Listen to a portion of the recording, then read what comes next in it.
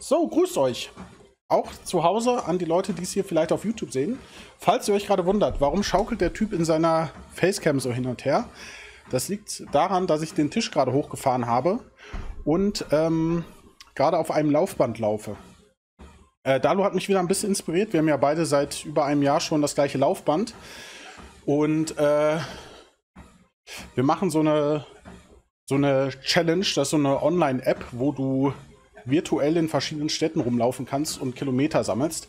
Ich mache gerade zum Beispiel die Tokyo Challenge und läufst dann quasi tatsächlich im echten Leben und in der App siehst du dann, wo du jetzt gerade bist. Oder wo du wärst, wenn du jetzt 5 Kilometer in Tokio gelaufen wärst, was ganz geil ist. Und am Ende kriegt man da so Medaillen für. Kostet alles auch ein bisschen, ist nicht so günstig. Aber ist ein geiler Ansporn. Heute Morgen habe ich, während ich ein Video geschnitten habe, schon 10.000 Schritte gemacht und 7 Kilometer. Und heute haben wir ein cooles Video, und zwar die Entire History of Counter-Strike Skins von Jesus, was mir viele von euch schon empfohlen haben. Das will ich mir heute mit euch angucken und vielleicht lernen wir ja was Neues. Das ist der Plan. Ich merke gerade, dass ich mein Tuch vergessen habe, deswegen muss ich hier gerade nochmal Pause machen. Nice, das Video wollte ich mir eh noch gönnen. Ja, ich bin sehr gespannt. Das haben mir ja viele von euch empfohlen, zusammen mit dem Video, hier dieses Red Bull Video, was wir uns letztens angeguckt haben. Und ich denke, ich werde zu ganz vielen der alten Skins auch noch Sachen erzählen können und Infos zu haben. Aber da ich ja seit 4, 5 Jahren auch nicht mehr so aktiv trade, bin ich mal gespannt, wie viele neue Sachen ich zu aktuellen Skins lerne. Wir gehen rein. It's August 2013 and Counter-Strike is dead. Its newest installment, Global Offensive, has pretty much bombed. It's this janky mess of a game. It released with fog on some of its maps. Apparently someone thought that was a good idea on a competitive shooter. But thankfully, Valve has brought the game back in-house and has a dedicated team of employees trying to fix it. All 3 of them.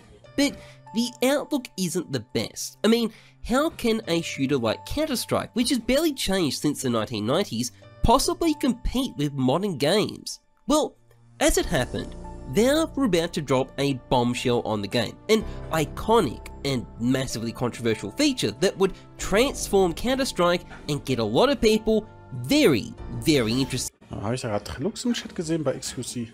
Iconic and massively controversial feature that would transform Counter-Strike and get a lot of people very, very interested in it. This bombshell was called the Arms Deal Update. The Arms Deal added a relatively common feature of multiplayer games to Counter-Strike, skins. It was a pretty cool update, or according to certain redditors, an abomination that went against the very concept of what Counter-Strike is supposed to be, but how much... Boah, wer war von euch da schon live am Start, als dieses Update kam?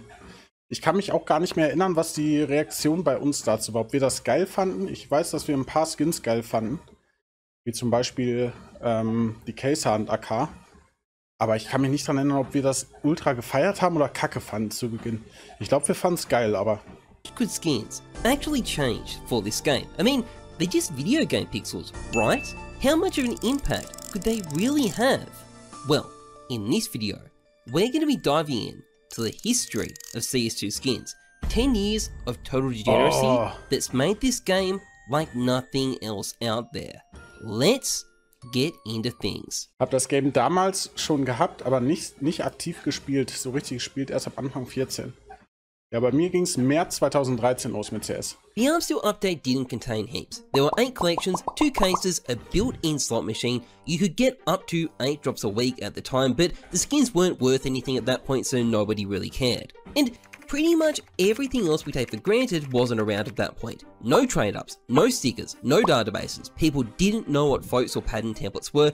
It was a dark age. So, with a small range of ugly skins, low prices, missing features, it was safe to say that CSGO skins were still actually miles better than almost any other game skins out there, and they were an instant hit.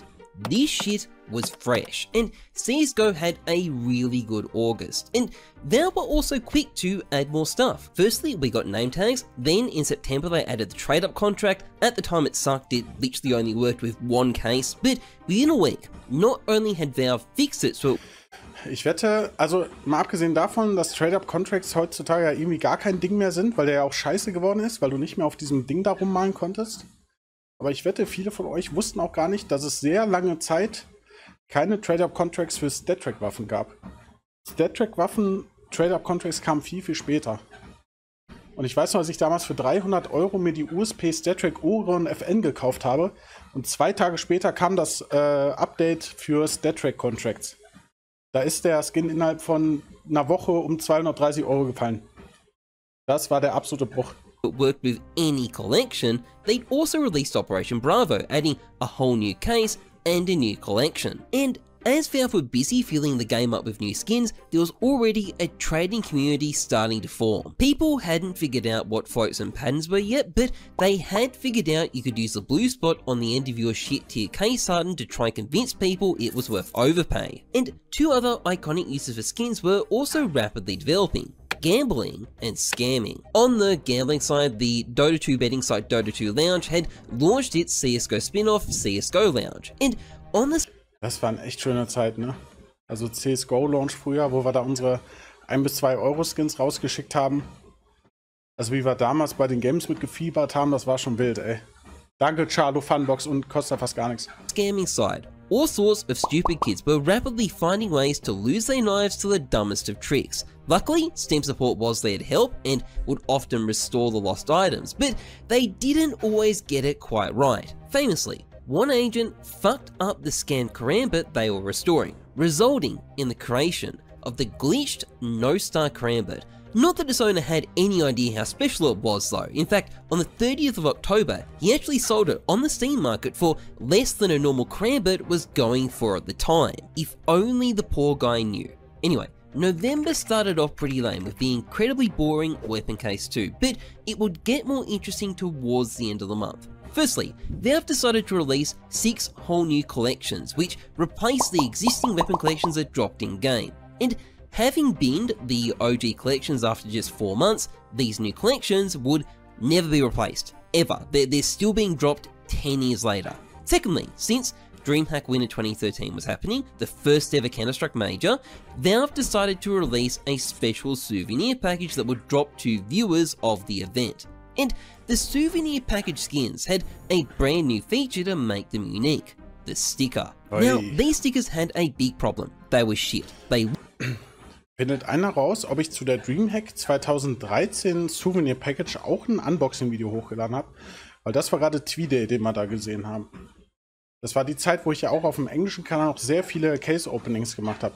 Habe ich zu der, also ich würde mal gerne wissen, was ich da rausgezogen habe. Habe ich da ein Video zu gemacht? Looked bad, they had random sizes and orientations and were also randomly scratched, but it was a concept, and that concept would eventually go places. And then, to round the year out, Valve would give players 2 new cases, including the first ever community case, the Winter Offensive case. And this case was a big fucking deal because every skin in it was designed by members of the community, not by Valve, and every time the case got opened, these members of the community would get paid for it. This system was absolutely brilliant. Valve got to outsource skin creation to people who could do a much better job than them, the community got better skins, and the artists got to make fucking bank. It was a huge success, and this would lead to talented artists submitting countless numbers of amazing skins to the Steam Workshop in the hopes of being in a future case. And combine that with an absolutely amazing December when it came to the player base, Counter-Strike was ending the year in an amazing spot, and 2014 was set up to be even better. 2014 started slow. Valve actually went for an entire month without catastrophically breaking the game. Naturally though, this couldn't last, and in February, Valve managed to completely ruin CSGO with some changes to the org called the Orgpocalypse, turning the rifle into an overpowered game-destroying piece of shit. Thankfully, Valve did patch this out after a week. Boah, das weiß ich nicht mehr. Was war denn da mit der AOG? Boah, das ist so lange her, das ist ja 10 Jahre her. Da kann ich mich gar nicht mehr dran erinnern, dass die AOG mal so komplett broken war. Danke Kill Phil und Trios. Wie war die Heimfahrt am Sonntag? War nicht geil. Bei den Sturmböden, da sind mir halbe Bäume auf der Autobahn entgegengekommen, war nicht geil. But not before org prices had skyrocketed. But this wasn't the only way Valve had just broken CSGO, because at the same time, Valve also released the CZ, a pistol that completely screwed the competitive meta, and this weapon wouldn't be fixed for an entire year. But hey, it did come with a case, one of the worst cases ever released. The one bright spot in all of this is that we did get a new operation, and the case that came with it added 2 of the most iconic skins ever to the game. And February had one other addition, the first ever sticker capsule. Unlike the DreamHack 2013 stickers, these are stickers as we know them today, even if they were really lame and no one cared about them. The second capsule that released a few weeks later was a bit more popular, at least it had the crown foil, but this was all just a trial run for the bombshell that was coming in March, and this bombshell was the Katowice 2014 team stickers. These stickers were available in the in-game store for the duration of the tournament, and half the money spent on them would go to the orgs in the capsule. It was a brilliant scheme with just one small problem, and this problem was the community thought these stickers were shit. The sales were frankly minuscule, many buyers forgot they had. Ich hatte viele davon, ne? Eine habe ich ja noch. Ich habe noch eine Challengers-Kapsel, glaube ich. Hättest du das, also du müsstest, wenn du so eine Minute Zeit hättest, um zu sagen, 10 Jahre zurück, was würdest du machen, um ganz viel Geld zu haben?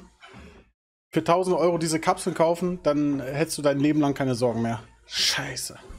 The stickers or just randomly stuck them on their blue laminates, and famously, the whole event was so forgettable that the only record we have of the sticker sale is this video Launders accidentally recorded. No, Launders, this is your chance! No, Launders, you can make a fortune! Launders, no! Anyway, I'm sure these stickers won't end up becoming massively important later on or anything. Now, Valve made people wait 2 months for some new skins. That must have been agonizing, but the wait paid off when Valve brought out the Huntsman case containing a brand new knife, the game's first ever penis themed skin, and also a snazzy new M4A4. Damals, als die Howl dann replaced wurde mit dem neuen Pattern, fand ich die alte Howl immer geiler. Ich weiß nicht, ob ich das heute noch immer so sehe. Die hat auf jeden Fall mehr Kontrast. Also der Wolf im Vergleich zum Rest des Skins. Ich weiß aber nicht, ob ich mittlerweile die neue nicht doch besser finde. Made by a talented young artist called Ozzy. Now, this was a real redemption story. Ozzy was an Aussie, previously best known in the Aussie scene for being racist in community servers, but this breakthrough skin, which had apparently been drawn based on his own dog, was a major achievement for this upstanding young individual, and I'm definitely not sarcastically foreshadowing anything right now. May was also a pretty good month for updates. There was a new collection added to the drop pool, trade-up contracts were changed so you could mix collections in a single trade-up contract. Valve fucked this up, by the way, and added an honestly really cool bug that will come up later. And Valve also removed a feature most people probably didn't realize was ever a thing: skin deletion. Yes, once upon a time, you could delete your knife. Oh mein Gott, das Video von dem Typen, das gibt's glaube ich nicht mehr auf YouTube. Da hat er das Flipknife weggedellt, Flipknife Boreal Forest. Und was hat er gesagt? I'm gonna delete this piece of shit fucking bitches. Und dann dellt der einfach dieses Knife weg. Und das haben die irgendwann einfach rausgenommen. If you wanted to. These days people will say it was removed because some dum-dums deleted their karambits, but this feature was really ripe for misuse by bad actors, and I'm not surprised Valve canned it. Anyway, June 2014 began with a bombshell revelation. It turned out the artwork on the Howl was actually someone else's pooch, and that someone else was not very happy about it and filed a DMCA. Valve intervened quickly, removing the Howl from the Huntsman case and replacing it with this piece of shit skin, and they also gave existing Howls a new look and the special status of contraband. This naturally led to the Howl becoming very expensive very quickly, and to this day, it is the most iconic. Da habe ich auch noch eine Geschichte. Einer meiner Trackmania-Mates, Winnie heißt der ist auch hin und wieder mal noch im Chat. Der hatte das als einer der ersten mitbekommen, dass die Contraband ist, die Howl. Hat sich dann 3-mal die Howl in FN gekauft vom Steam-Markt für 20 € und den Tag später für 70 verkauft. Also aus 60 € hat er 210 gemacht. Und er dachte, das wäre der Deal seines Lebens. 3-mal FN Howl. Wie teuer sind die jetzt? Also ich meine, er hat gut Gewinn gemacht, ne? Verdreifacht oder so, aber ja, im Nachhinein hätte er die vielleicht behalten sollen. Dankeschön, Leon. And valuable M4 skin in the game.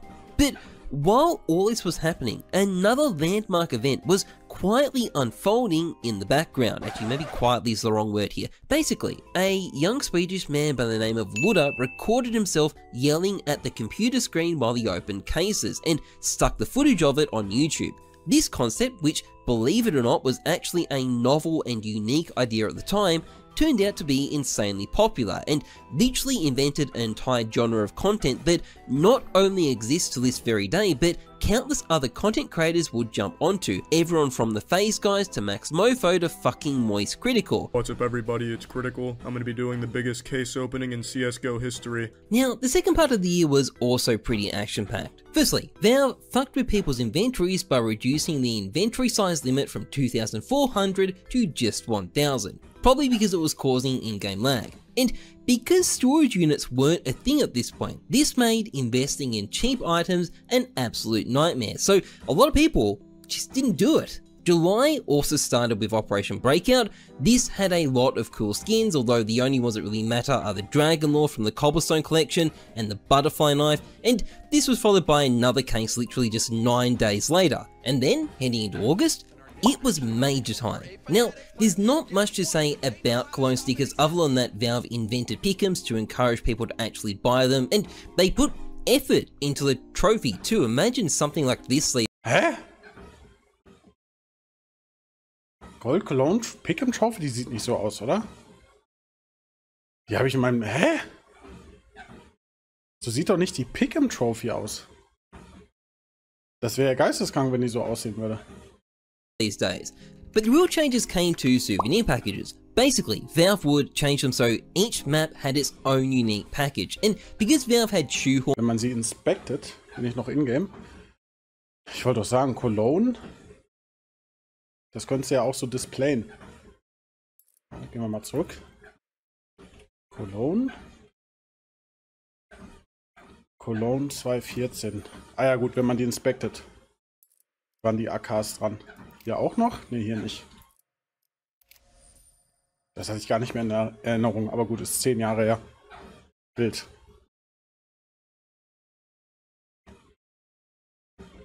A broken, busted and unbalanced cobblestone into the game and literally forced teams to play on it using a map randomizer. This meant that souvenir Dragon Lores were now a possibility, if you could get one, and no one even knew what the odds were. The result was a skin that was basically mythical. A couple were definitely unboxed from this major, but they'd basically be a kind of CSGO urban legend for over a year.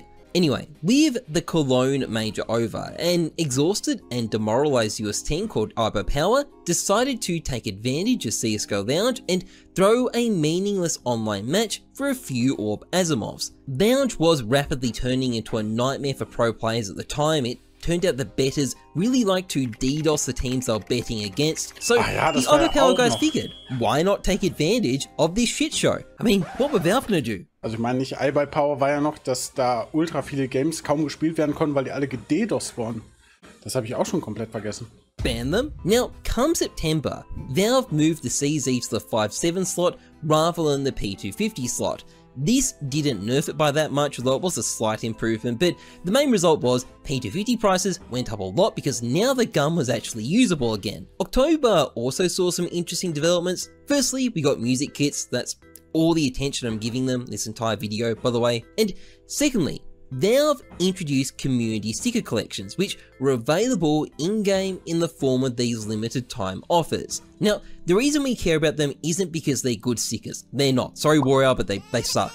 It's because after 2 to 3 months, Valve would quietly retire these collections from the store, and their prices would start going up a lot. So they turned out to be insanely profitable sleeper investments. What could possibly go wrong?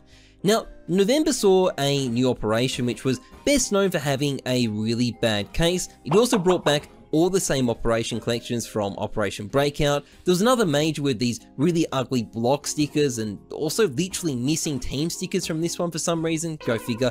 But following tradition, December had some real spice because another artist just got caught fucking stealing their work. Now, this guy wasn't as brain dead as Ozzy was about it, like it wasn't as obvious, and they didn't post some retarded spiel about how it was based on their pet budgie or something like that, but they still got caught, and a lot of people expected the skin to become contraband, and its price skyrocketed. However, it turned out Valve didn't want to reward copyright theft by making the relevant skin super valuable and highly desired, so they proceeded to simply change the artwork instead, which proceeded to fuck over everyone who panic bought the items. Still, it was a good... Ich glaube, ich habe damals auch 3 oder 4 von den Griffins gekauft. Aber hat dann ja Sinn gemacht, dass es nicht machen. Was die Howl halt nochmal besonderer macht, weil wir hatten dann nachher noch mehr Skins, die irgendwie Contraband hätten werden können.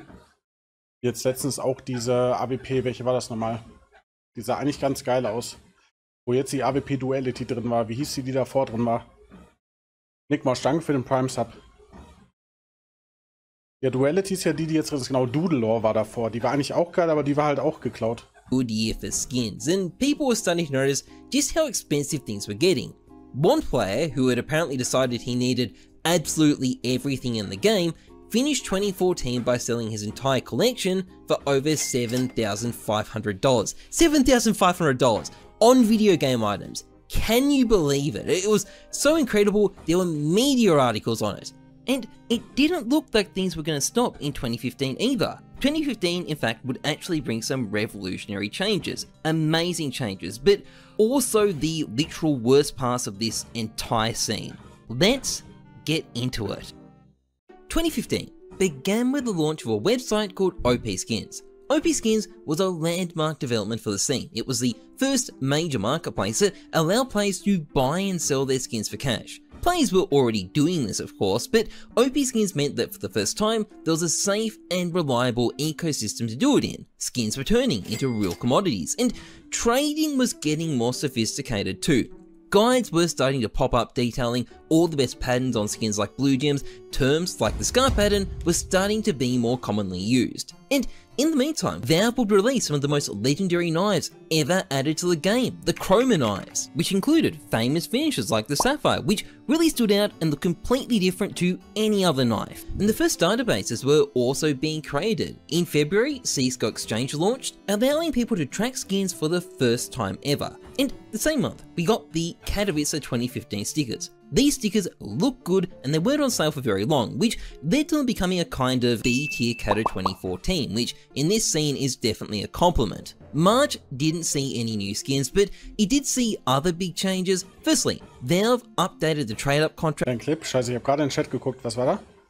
Look good and they weren't on sale for very long, which led to them becoming a kind of B-tier Kato 2014, which in this scene is definitely a compliment. March didn't see any new skins, but it did see other big changes. Firstly, was habe ich verpasst? Valve updated the trade-up contract to work with StatTrack skins. This smashed the price of good StatTrack skins. Vorher noch?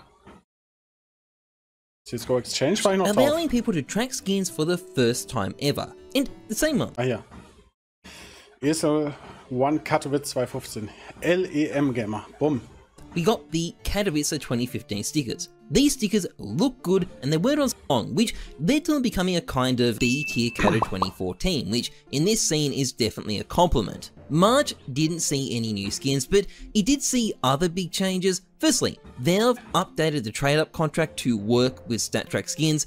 This smashed the price of good StatTrack skins and dramatically increased the price of bad ones, which did fuck over a lot of people, but it was still a good change. And while they were at it, they also halved the number of drops you could get each week in-game. 4 drops a week was still a lot, and most cases were just 3 cents, aside from some outliers like the Bravo case, but this was the start of a long-term trend that would eventually lead to massive carnage. April saw the Chroma 2 case released, one of the most popular cases in CSGO history, and it also saw a 15-year-old Californian called Trevor Heitman release a video on the 10 most valuable CSGO skins under the moniker McSkillet.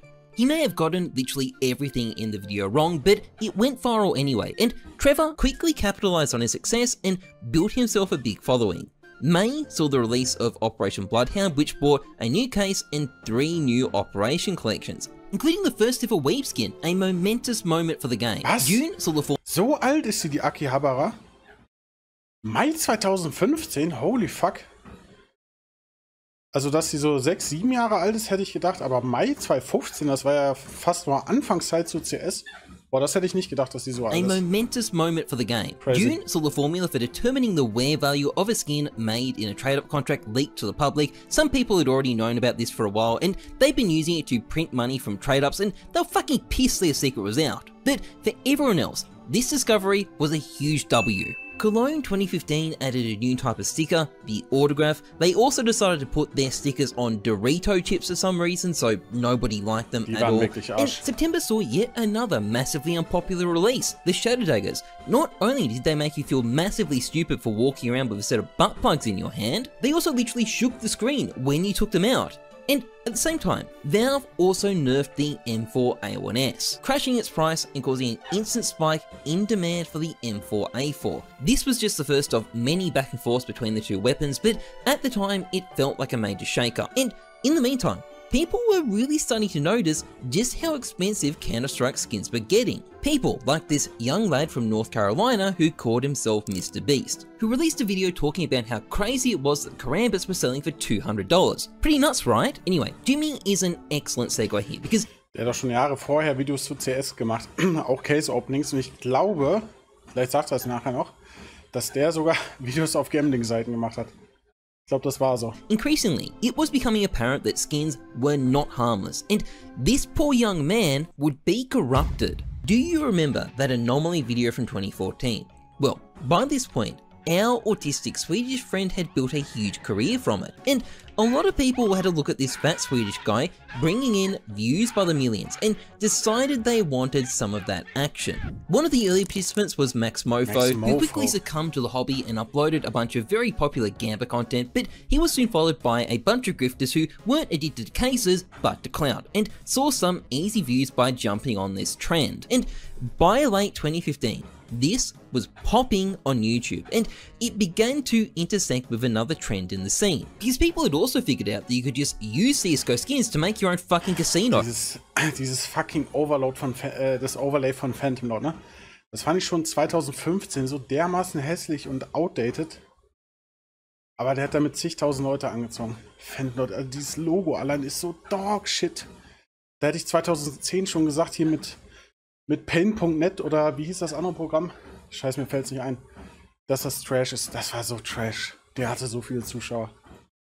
This stuff was going on very, very early, all the way back in 2014. I don't have the exact dates, but it was always there. And while it was low profile at first, with CSGO booming and OP skins growing rapidly, they quickly started getting a lot more attention, not to mention getting thousands and thousands of kids hooked on gambling. And one of those kids was Jimmy. Now, we don't actually care that much that Jimmy's entire future was probably ruined by his addiction. What we actually care about is the massive org who gave thousands of kids life-ruining addictions so they could afford a CSGO team.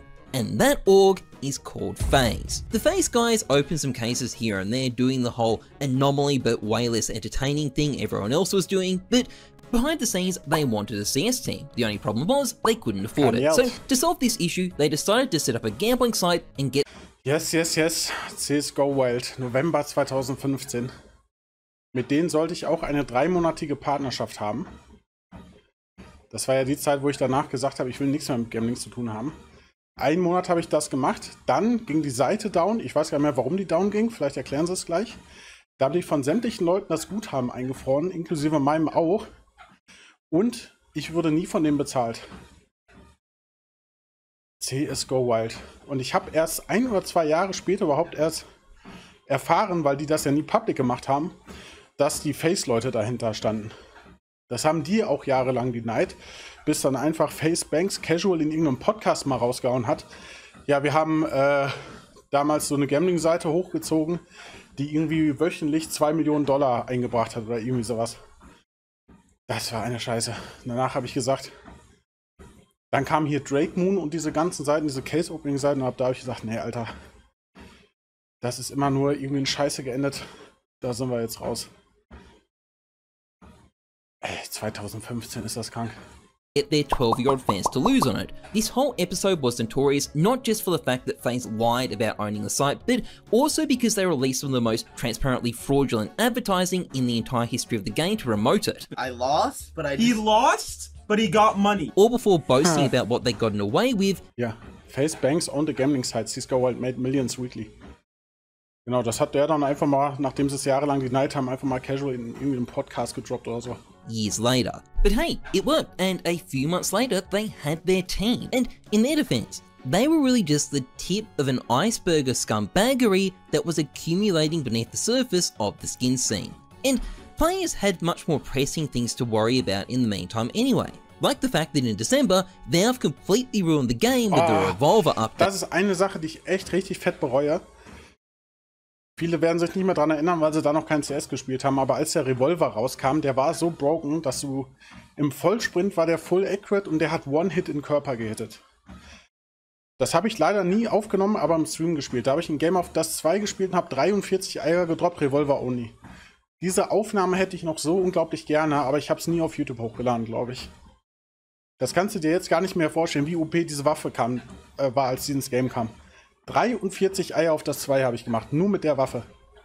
Now, aside from adding the most reviled gun in the entire history of the game, it also added a case that nobody liked at the time, plus some random revolver skins, one of which accidentally got added to the older souvenir packages, creating a legitimate glitch skin that shouldn't exist. But anyway, soon afterwards the weapon was fixed and it was all sunshine and rainbows for Christmas. All in all, 2015 ended on a high for CSGO. But although people didn't realize it at the time, unfortunately, the honeymoon was about to be over. 2016 started with people being blown away by just how expensive skins were getting. One veteran trader, Milk, even made a video declaring he was getting out of trading because of how stupid it was getting. And to be fair, there were a few big collectors out there like HFB really pushing prices to stupid places, but as Milk also pointed out, could you trust Valve not to ruin skins long term? After all, they could destroy it all with a single update. Anyway, January started off with Valve making a massive quality of life improvement by adding buy orders to every skin on the Steam market. And in February, we got a new operation, Wildfire, an operation of mostly recycled content, which is gonna be a bit of a theme from here.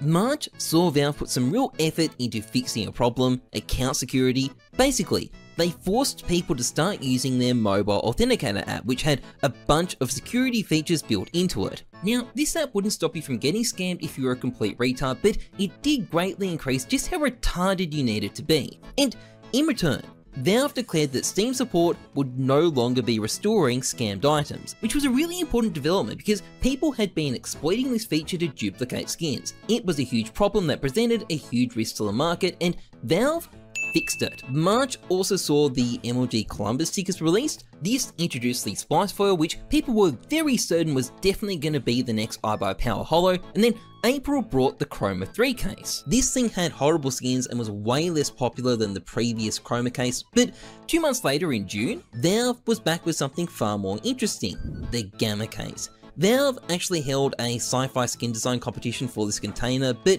its real legacy were the Gamma knives themselves, absolute bangers that are classics to this very day.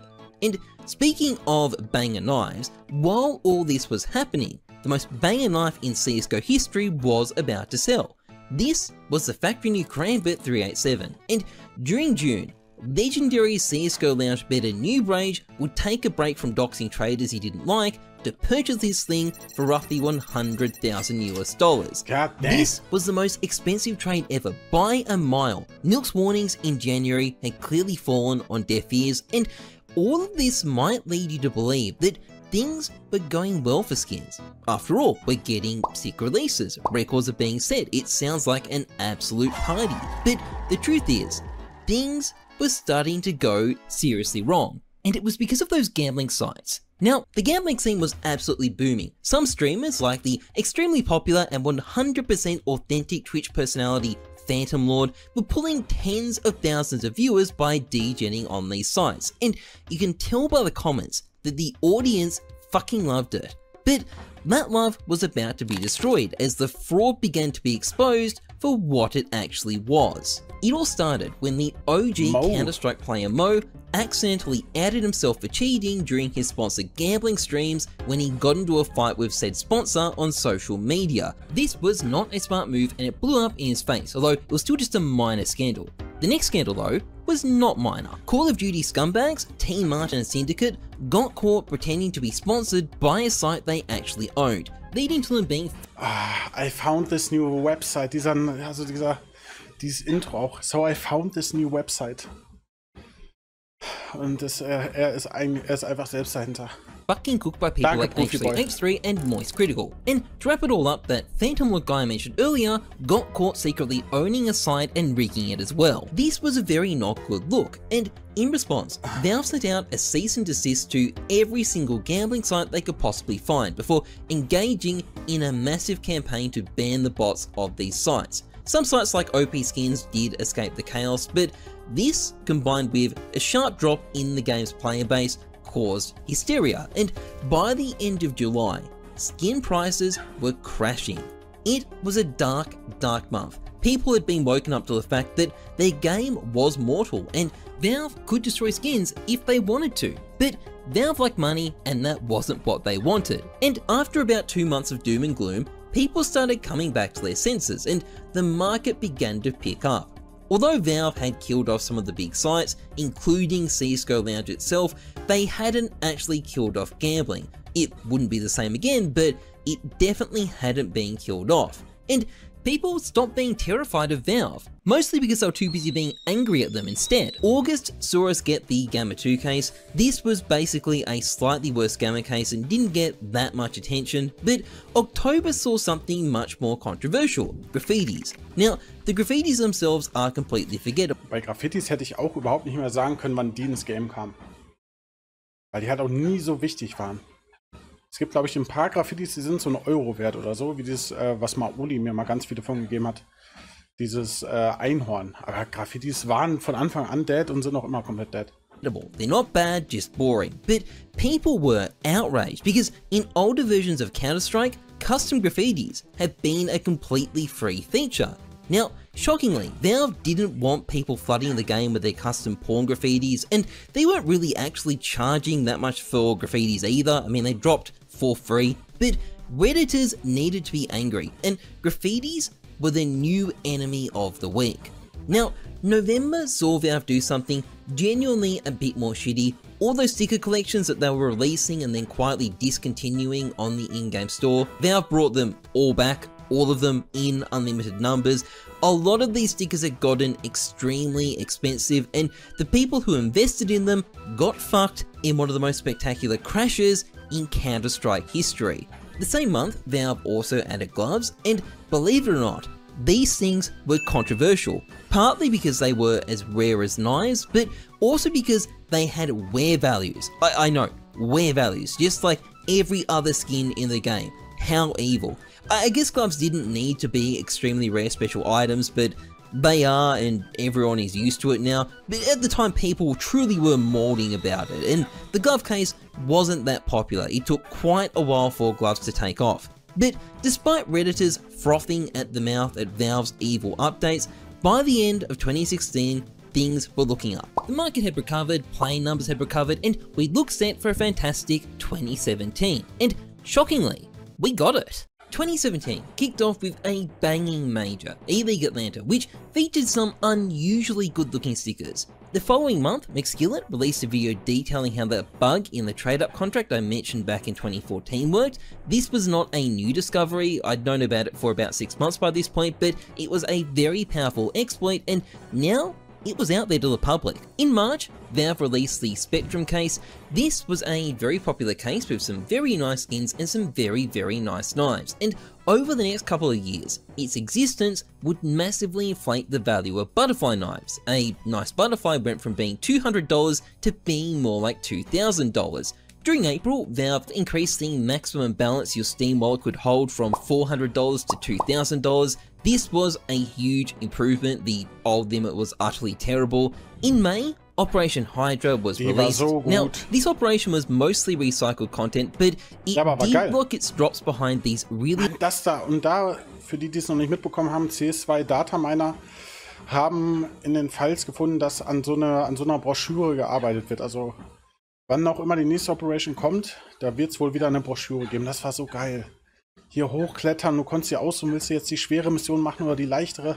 Das will ich auch wieder zurückhaben. Annoying co-op missions against bots, and because the missions sucked so much, it meant this operation didn't produce that many cases or skin drops. 2 months later, in July, PGL Krakow rolled around, introducing gold autographs for the first time. These were pretty well received too, and while all this was happening, gambling sites were continuing to chug along, producing massive profits and continuing to get huge numbers of kids hooked on the gambler. Now, Valve was constantly trying to combat them by banning their bot accounts with generally pretty limited success. However, during July, there would be a very unexpected casualty of this war, and this casualty was a site called IGXE.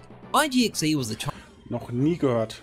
Chinese version of OP Skins, a truly massive marketplace, and Valve banned all of its bots completely without any warning or explanation. Now, this lost a ton of people a ton of money. IGX staff apparently tried to meet Valve in person to beg to get unbanned or something like that, but it was no use. The bot stayed banned and users lost millions in the process. And this led to a ton of conspiracy theories, because at the time, Valve was only a couple of months Da habe ich noch nie von gehört, von der Seite, und dass da eine große Seite gebannt wurde. War ich zum allerersten Mal komplett an mir vorbeigegangen damals.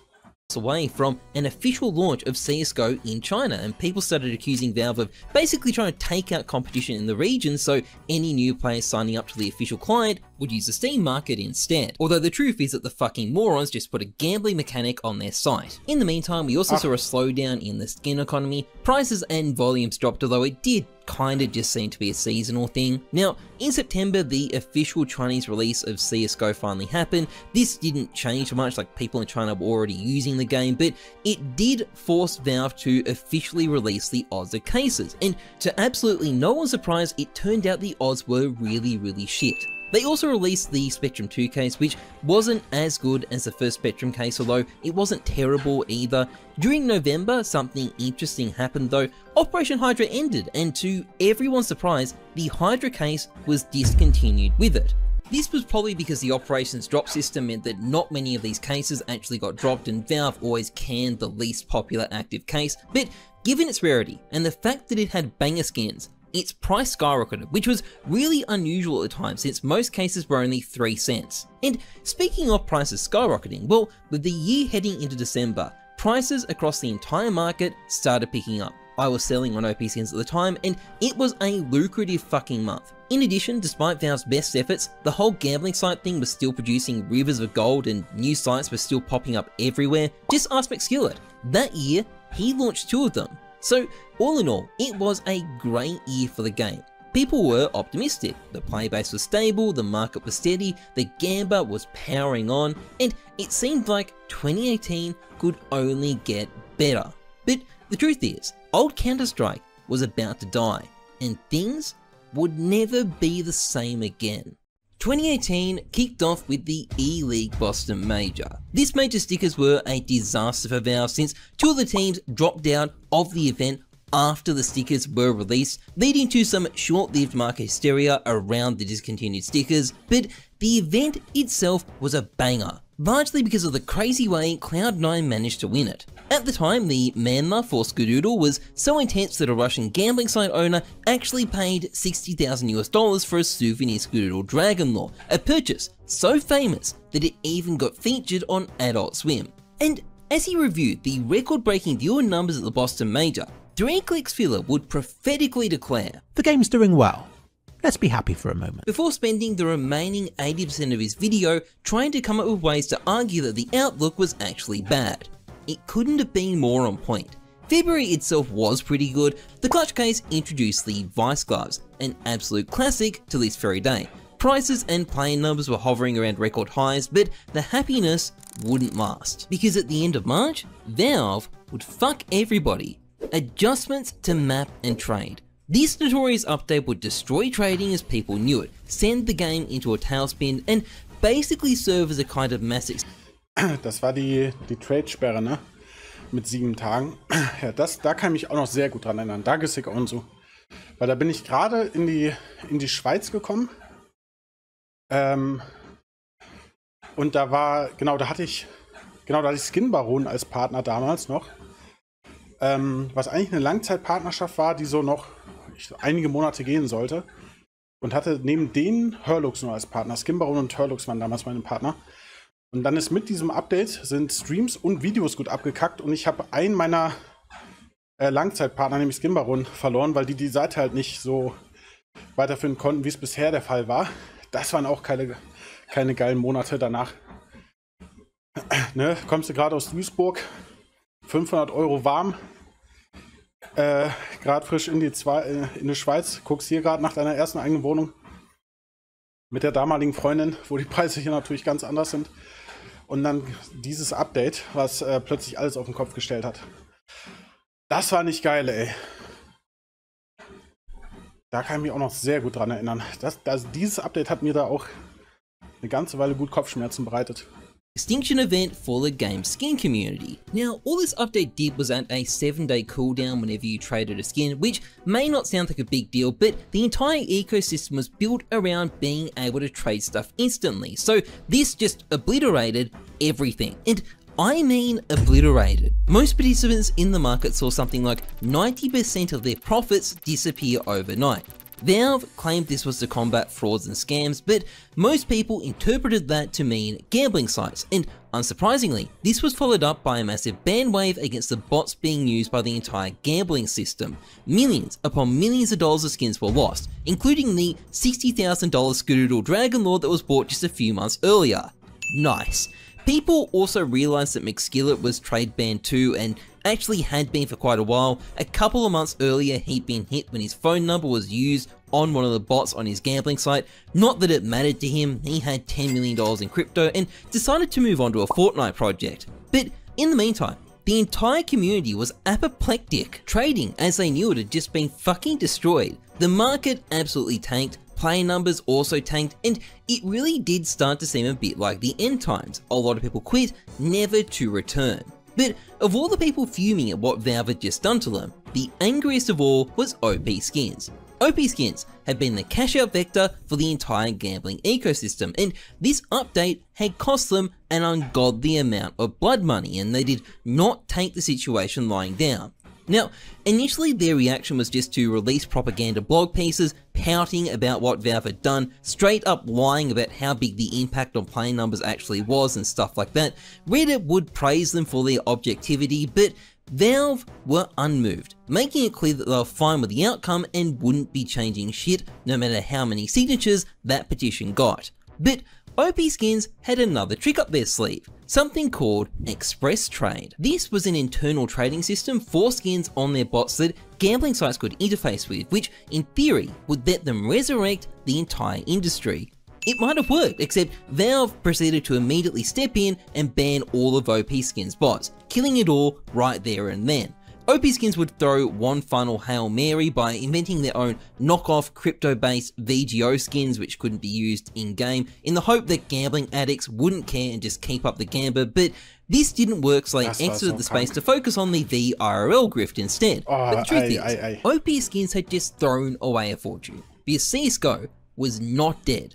Not even... Das habe ich auch wieder vergessen. Da bist du auf OP-Skins gegangen und da waren da Turnschuhe drauf. Da waren fucking Turnschuhe, die du kaufen konntest. Ey, ist das krank gewesen alles. Close. Amidst all the destruction, things were getting back on track. The same month OP Skins was banned, Valve would announce the Panorama UI, a very badly needed overhaul to CSGO's UI that made the game not look like it was from 2005 anymore. A user called Frankfurter also pulled off a pretty impressive feat. He crafted a Dragon Lore with a .00001337426 float, a skin with such a low float that it's basically impossible for another Dragon Lore to ever beat it. In August, Donald Trump would send the Turkish currency into a tailspin by saying some mean words on Twitter. This suddenly meant that keys which you could purchase in Turkish lira were 30% cheaper for Turkish players, and these players quickly started dumping them on the market for a profit. Valve would quickly fix this, but this was the start of an increasingly annoying problem for them with exchange rates. We also got a new case that month which wasn't very good and I'm not going to talk about.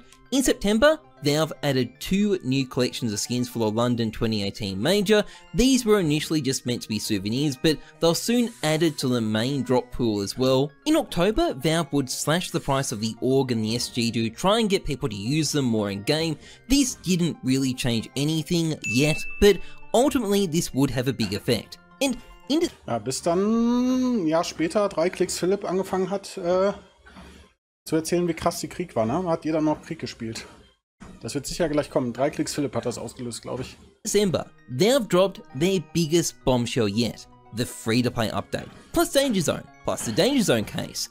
This update saw player numbers absolutely skyrocket. The market also picked up as well. And one other little December tidbit. A Chinese collector called QKSS got a couple of $1 million of skins VAC banned, including some really rare and one-of-a-kind stuff.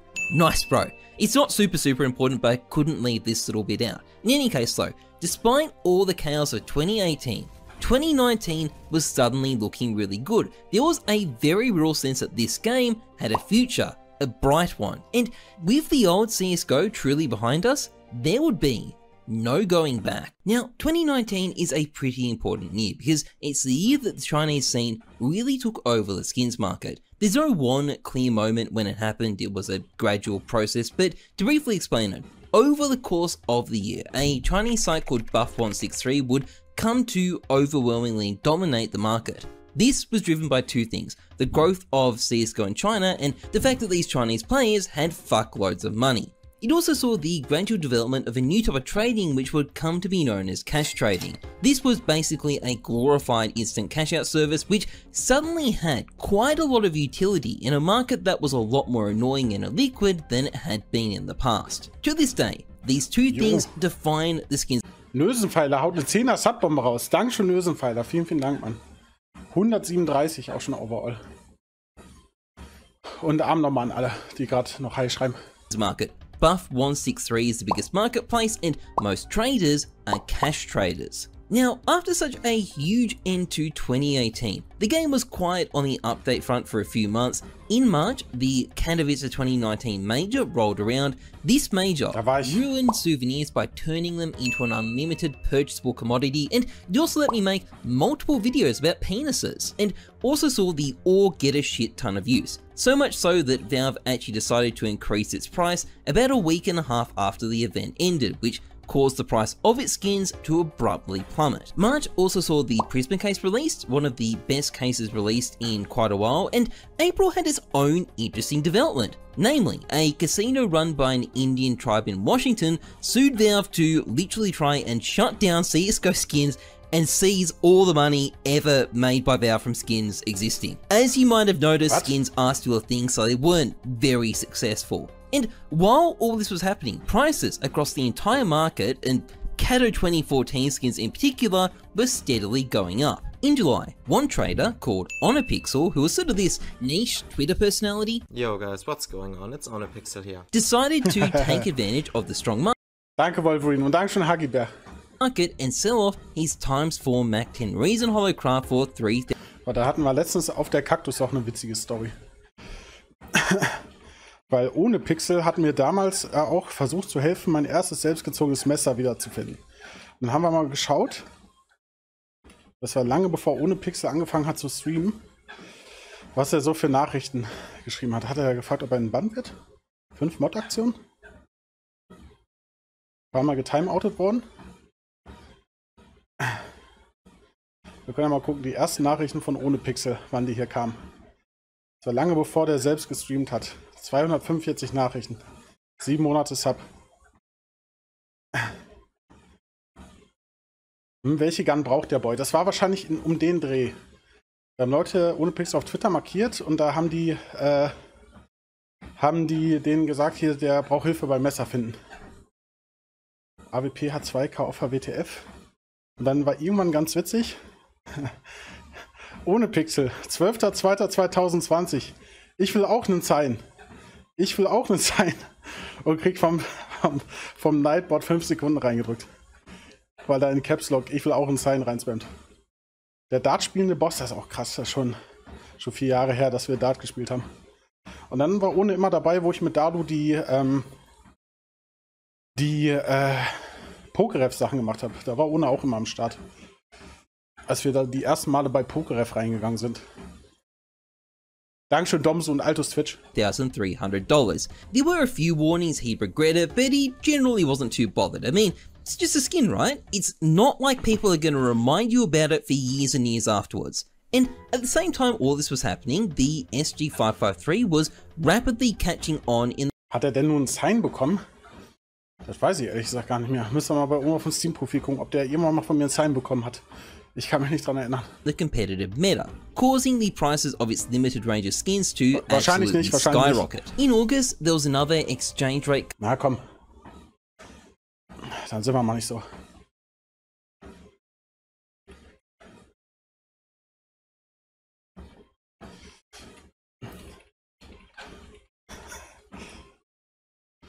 Besser spät als nie, wa? So, Sign bei TrilluXe, da ist er doch. Kerfuffle, Jetzt kann er endlich Ruhe geben. this time involving the Argentinian currency imploding. Again, key prices crashed on the market as Argentinians enthusiastically bought and resold them. And the following month, severely pissed off with this exchange rate problem, Valve would update the game to make keys tradable, tacitly blaming money laundering for the problem, even though it was obvious they were just sick of this exchange rate bullshit. Oh, and the same month, the CS20 case was released, a unique golden case celebrating Counter-Strike's 20th birthday. Auch schon And 5 it Jahre also her, marked bald. Krass, the ey. biggest gap ever between case releases, 219 days. Now, this gap had definitely been accompanied Cloud by for the a resub. lot of whinging. People weren't happy about the lack of updates, even though overall the game was doing pretty good. But heading into November, it quickly became apparent why there'd been no updates. Valve had been cooking. Firstly, they released the storage unit, which allowed people to keep up to 100,000 items in their inventory. Was? 100.000? Ich habe 25 CS-Smurf-Accounts. Und das wissen viele Leute wahrscheinlich auch nicht. Es gab früher keine Storage Units. Wenn du 1000 Breakout-Kisten haben wolltest, musstest du dir einen neuen Account machen für 1000 Kisten. Ich habe 25 Accounts gehabt damals. Auf vielen von denen liegen jetzt noch immer Kisten rum. Also, dass dann die Storage Units kamen, das war so geil. Ist aber auch der Grund, warum alle Kisten vor dem Update so fucking teuer sind. Weil so viele Leute keinen Bock hatten, sich extra Accounts zu machen. Extremely useful tool that we'll get onto later. Secondly, and much more importantly, Valve released the first operation in over 2 years, Operation Shattered Web. This release was fucking Ach so, weil 1000 Items in 1000 Slots sein können, 100.000. Ja, macht Sinn, okay. massive. There was a new case, insane new collections, agent skins, co-op missions, and a new drop system. Now, there was a small problem with the agents being invisible for a bit. He didn't see me! He didn't see me! This would get fixed, but it wasn't great, and at the same time, Valve also increased the price of the SG553 back to $3,000. A lot of people were asking for this change because this weapon had basically rendered the AK obsolete. People suddenly realized it was better all along, but as the skin prices show, it quickly turned out this nerf was not enough to end this weapon's domination of the competitive meta. Anyway, in general, Counter-Strike was ending the year in an amazing place. Famous stickers like the Titan Hollow had gone from roughly $4,000 to about $10,000. Skins like the Dragon Lord had gone from about $2,000 to about $4,000. The player count was going up, prices were going up, this shit was hype. And in 2020, the game was heading into a brave new world. A world that would be driven by China, and driven by it in more ways than one. The start of 2020 was quiet. Valve didn't do a whole lot. But the rest of the world was not quiet. Instead, a highly infectious flu variant had exploded in the city of Wuhan and then spread across the rest of the world, forcing everyone to stay inside. And because masturbating stops being fun after a while, a lot of people started playing a lot more CS. Fun memories, am I right guys? It also got major shit canned indefinitely, we'll get back to that next year. Skin prices went up as well, although again that is nothing compared to what's coming next year, and it was only in April that things really kicked off. Firstly, Valve massively cucked the SG553, crashing its price and ejecting it from the competitive meta. They also added the Prisma case, pretty cool case, and the Shattered Web case, unexpectedly got discontinued at the end of the operation, and even though this had happened during the last operation as well, it still caught people off guard, and the price of the case went up a lot. Or at least, it went up a lot until Valve released the Fracture case. This case contained all the same knives and the first print stream skin, and was an instant hit, completely fucking over everyone who'd invested in Shattered Web cases. But here's the thing. The Fracture case released in August, and basically nothing had happened in the meantime. And I don't mean by that the community was dead or anything, in fact it was bigger than ever. There were plenty of minor community events like Valve deleting the inventory of a gambling bot that some YouTuber was publicly given by CSGO Empire, stuff like that. But on the Valve front, nothing was happening, and this was going to be a theme from here on out. The game might have been bigger than ever, but where was Valve? What the hell were they up to? Anyway, in November, HFB, that legendary collector I mentioned earlier, accidentally made his inventory public and it all got registered on float.db. Within hours, I was on stream exploiting the situation by cataloging everything with Zipple and Honopixel, and this annoyed HFB. Not because I made a video, but because the database hadn't actually registered everything, so Zipple had underestimated his inventory's value. So he went out of his way to unprivate his inventory again and got everything else added. And in December, after a very long and drawn out wait, we finally got another operation, Broken Fang. Broken Fang was basically a copy of Shattered Web that was worse in every conceivable way. Aside from arriving late, its co-op mission was much shorter, the operation skins were abominable low effort shit, and it was clear that a lot less resources had been put into it. But the community appreciated it, and although 2020 was a wretched, miserable year for humanity, it was a great year for Counter-Strike and for skin prices. An M9 Tiger 2, for example, had gone from $400 to $550, and a field-tested Fire Serpent had gone from $400 to $600. But this was nothing compared to the madness that was about to come in 2021. The world might have finally been starting to get back to normal, but the game would never be the same again. 2021 also started slowly. Valve did release some stickers to raise money for the major they never had in 2020, including for teams like 100 Thieves who'd just cut their CS team and never came back. And because these stickers were released in a different format to previous majors, a lot of people, including me, assumed they'd never go on sale, and some of them even invested big money into the stickers. This ultimately proved to be a financially suboptimal move though, as Valve slapped a 75% discount on the stickers in April, ruining a ton of people and also literally breaking the Steam market as people tripped over themselves buying, opening and selling the 25-cent sticker capsules. It was so bad, Valve had to release a statement. May produced a snakebite case, it's shit, let's move on, and in June, things actually started happening. Firstly, Valve released an update that prevented non-prime accounts from getting in-game drops. There were tons of non-prime accounts doing case farming at the time and a bunch of other bad things this update was trying to stop, so Valve came in and fucking nuked the entire thing. You can see just how many bot accounts were wrecked by this just by looking at the play numbers that month, and if you ignore the negative 20 IQ takes by the media about this being a bad sign for CSGO, this would have big consequences for the market because suddenly there were a lot less cases being dropped. But those consequences wouldn't come. Ab dann ging das doch so richtig krass los, dass die Kistenpreise hochgegangen sind, oder?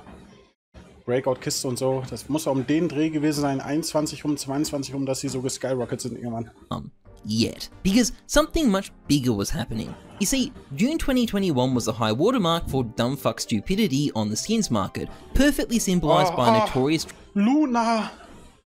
Oh, die Geschichte war auch so gut. Der war so geisteskrank, dieser Idiot. War der nur krank.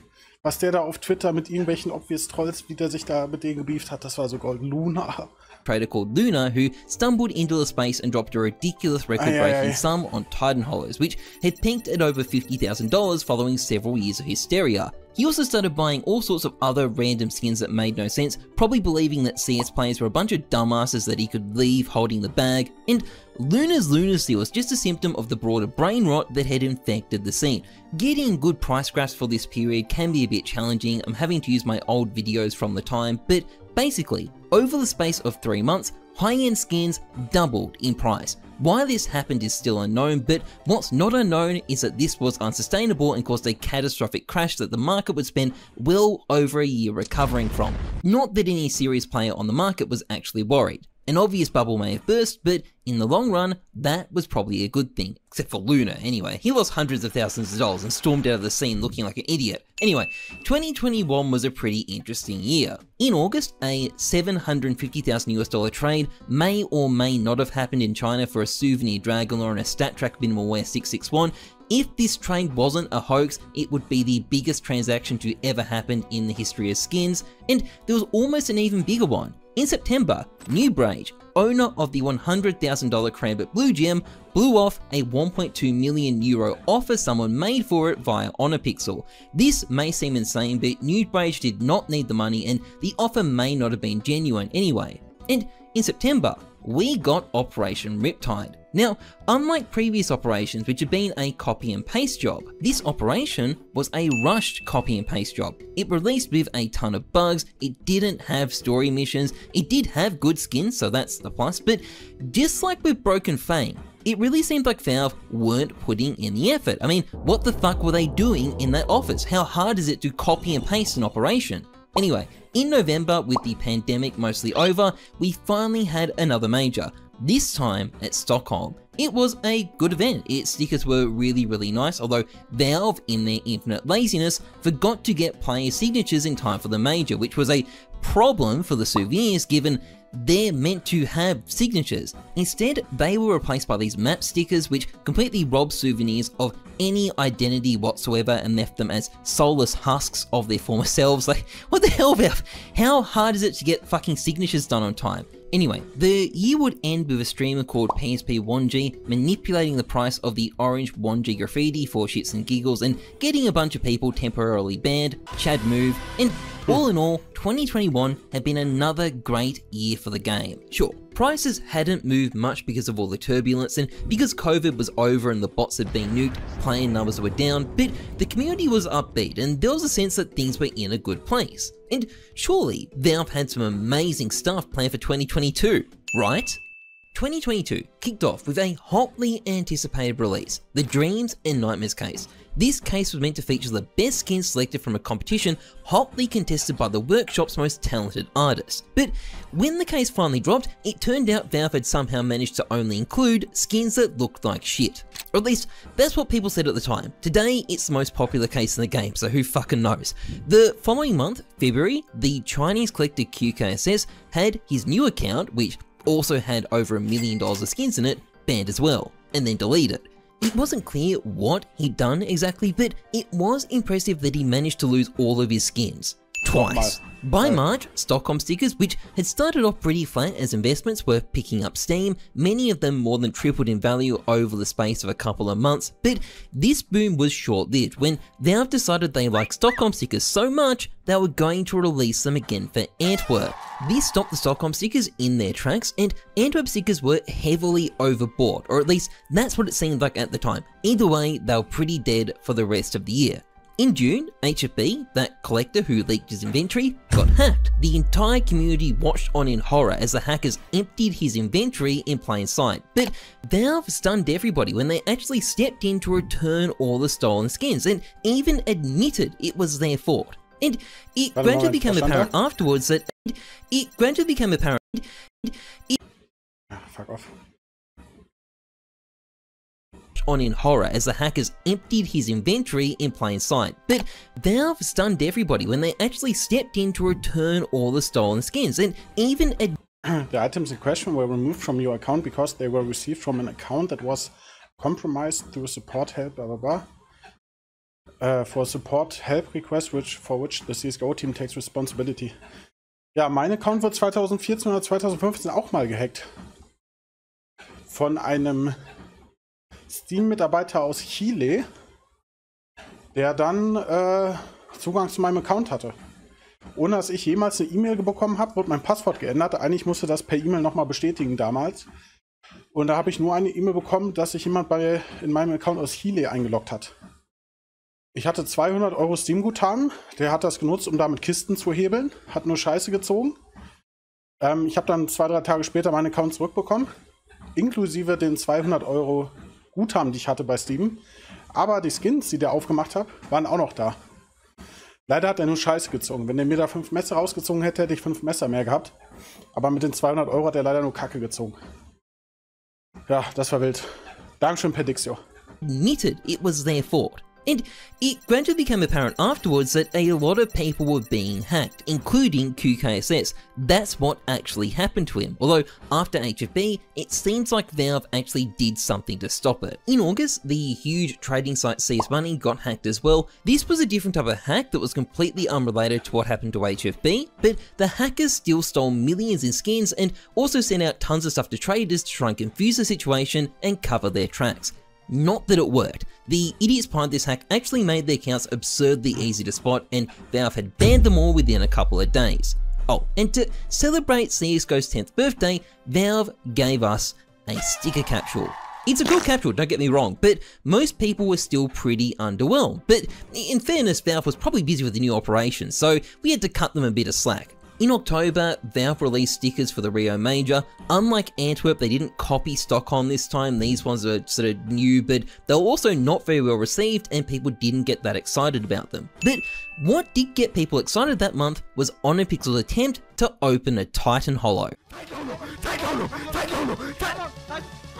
Legend has it that that moment is hanging on the walls of Valve's offices to this very day. Anyway, heading into November, there was a lot of excitement about the next operation. People were really keen to see what the next set of knives was going to look like. I made about 35 videos hyping up these things and saying they were just around the corner, and on the 18th of October, the end of year update finally dropped. It had 4 lines of text. This was a big update in some respects. Anubis was an exciting change to the competitive map pool, and the changes to weapon balance were a pretty big deal. It even affected the price of AWPs for a little bit, but there was no new content, no new operation. In fact, it was clear the operation was not coming. So what the fuck was Valve doing in that office? Where the fuck were the updates? Where had the content gone? It was clear something wasn't right. But what was it? Despite the lack of new stuff, 2022 ended well. Player numbers were up, prices were up, one guy sold an AK for over $400,000 in December, a record for an individual skin at the time. It was a good time for Counter-Strike Global Offensive, which was a very big contrast to 2023, because 2023 was going to be the end of it. It began on Twitter. Slowly, leak after leak. Rumors about Source 2 had existed for a long time, since like... Dankeschön, geknechtet. Stimmt, das ist ja auch schon so lange her. März 2023, an meinem Geburtstag. An meinem 30. Geburtstag kam der Drop von CS2. Und ich hatte 2 Wochen keinen Zugang. 2017, but in 2022, bit by bit, actual discoveries had been happening. And by the start of 2023, it was clear it was actually coming. It wasn't vaporware, and people were getting hyped. Player numbers were up, skin prices were up, the community was buzzing, and it seemed like things couldn't be better. Now, a few things were still happening. In February, the final CSGO case ever released, the Revolution case. This case reused the clutch gloves from 2018, an obvious sign that Valve was saving new goals for Source 2. It also featured a blatant copyright violation that forced Valve to change one of their skins. Die hatten wir doch am Anfang. AWP Doodlelore. Das war so ein schöner Skin. Wieder geklaut. Ich meine, die Duality ist auch nicht schlecht, aber die Doodlelore war echt goated. Auch wieder geklaut, die Scheiße. For something else, and at the same time this was happening, a small trading site called CSGO EXO got hacked and lost 700k skins. Just like with CS Money, Valve intervened and returned the skins, but unlike CS Money, the owner shut down the site afterwards and doesn't seem to have compensated users. So in other words, he turned a hack into an exit scam. However, it was in March that things really got cooking, because after years of waiting, Valve finally announced CS2, and the game looked amazing. In a very literal sense. Like, the skins in it looked really good. They were bright, they were shiny, a bit too shiny to be honest, and as stupid and superficial as that sounds, this had massive consequences because it made the price of skins skyrocket. Now, to be clear, obviously, CS2 was more than just a visual overhaul that made your Doppler knife blind you. It was a complete rebuild with a ton of promised features that got the community incredibly hyped. But this, combined with the fact you could run a solar plant on the glow from your Karambit Sapphire, got people spending in a crazy way. Prices were nearly at record highs when the announcement happened. 18 months of steady increases had basically reversed the crash of 2021, but when CS2 was announced, prices went from record highs to fucking looking like this. They went up, then they went up some more, then they went up some more after that. It also caused case unboxing rates to go up 150% compared to the start of the year, and this, combined with the decreases to drop rates that I mentioned years and years ago, led to the community basically running out of cases. So their prices started looking like this too. And you know those dead major stickers I mentioned from Antwerp and Stockholm? They skyrocketed in price as well. This one literally caused mental breakdowns in some members of the community. So suddenly, skins were at a brand new all-time high. The community was completely euphoric, and it was all but inevitable something would go wrong. And it was actually quite a few things. In April, Valve dropped the Anubis package in preparation for the upcoming Paris Major. These were pretty cool skins, but otherwise unremarkable. But what was less cool is what Valve did at the Paris Major, which was to give the community the Stockholm stickers 3.0. Well, to be real, these stickers were pretty good, but they were so good the community spent $110 million on them, apparently thinking that the Antwerp and Stockholm Mega Stonks were going to happen again. Spoiler alert, they didn't. Paris stickers bombed as investments and brought down the Antwerp and Stockholm stickers with them, although on the bright side the money was really good for the pro scene. In June, Valve changed the way that cases dropped to be a reliable once a week occurrence. This nuked a lot of case farmers for a bit anyway, although it didn't matter heaps since unboxings were coming down anyway, but by this point, it was becoming clear that the skins hype that CS2 had kicked off had been a bit premature. The price of everything was falling again, and by the end of July, many skins had lost the majority of the increase CS2 had gotten them. And in the meantime, the girls were fighting. And by girls, I mean gambling sites. Basically, the owner of one dodgy gambling site targeted another dodgy gambling site for being a dodgy gambling site, resulting in a bunch of extremely embarrassing drama and getting a whole bunch of people trading on that gambling site trade banned, although ultimately nothing really ended up happening.